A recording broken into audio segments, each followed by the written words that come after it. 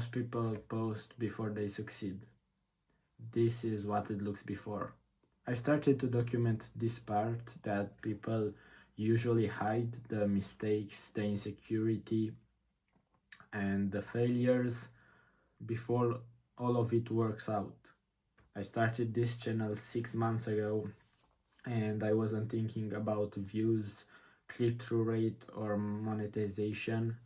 I was just thinking I wanna share my journey.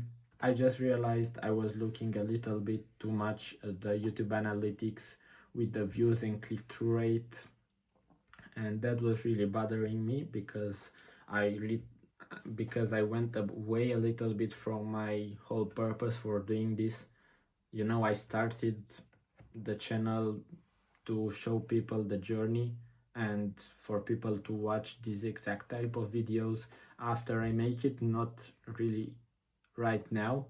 Obviously, I'm gonna be happy if I can make a little bit of money with YouTube, or if people look at the videos today or tomorrow, but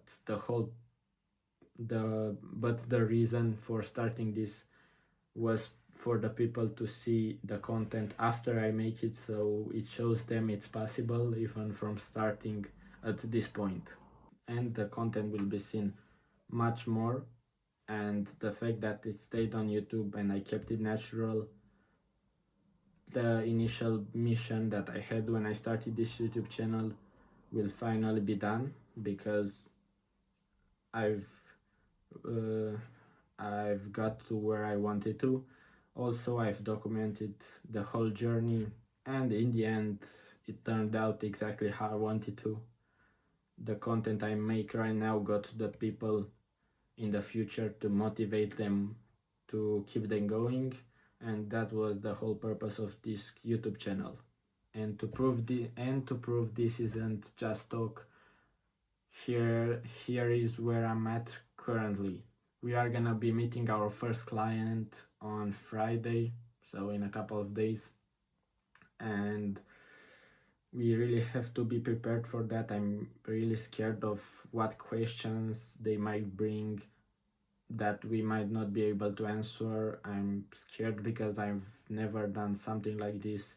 Maybe I'll open the hosting service app or website or whatever, and I'll see an interface I've never seen before, or how many other things could go wrong. But I'ma still do it. I'ma prepare everything I can. I'ma be researching, hosting, domains, questions they might have, and all I can do is answer those type of questions that come to my mind before starting actually doing research about this type of info that our client might ask. I thought building a website was just the web design and that's it. When I called, I was a little bit nervous, like I was trembling, and I was speaking a little bit bad, to be honest, but I managed to give the right info. But unfortunately, I forgot to tell them about the costs for the domain, and I maybe underestimated the price for the hosting, and I told them a lower price, and I'm really scared that when I tell them the price of the domain and also the higher price for the hosting, they might not want to work with us. But from my perspective, it's worth it from their side. Because we are doing it for free, and our service is gonna be completely free, at least in the beginning. They only have to pay for the domain and hosting, and it should work pretty well. I also learned that a website is not gonna magically bring clients, because one of the questions I was trying to answer was what happens when our client is gonna tell us that nothing changed in the revenue or the clients coming. And the answer to that would be First of all, there are not many clients that are gonna come to the website only. There are not many clients that are gonna make appointments only because you have a website. You also have to support you also have to support that with marketing, and hopefully they could understand that even though we will try to build the best website possible, even if it's a tier 1 level website, a tier 1 website, it might not bring much of an improvement, at least in the first month.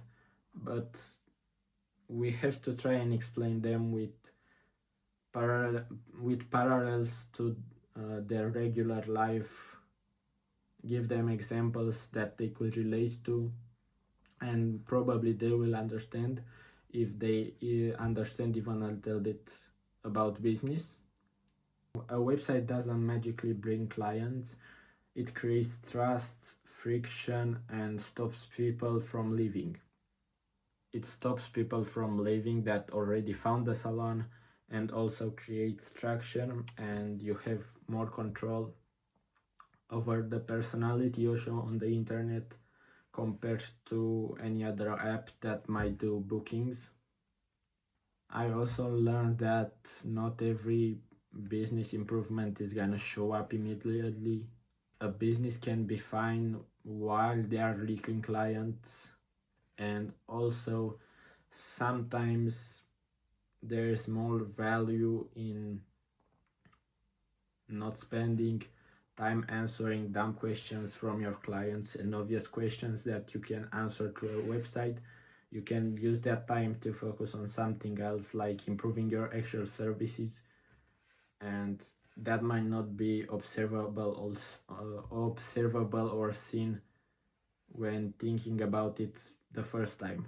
So to end it all, I really don't know how the meeting will go because I don't predict the future, but I'm learning how to think about those type of meetings and not just how to sell.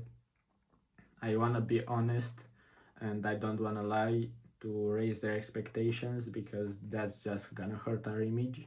What's important is to make them understand what we are gonna be doing and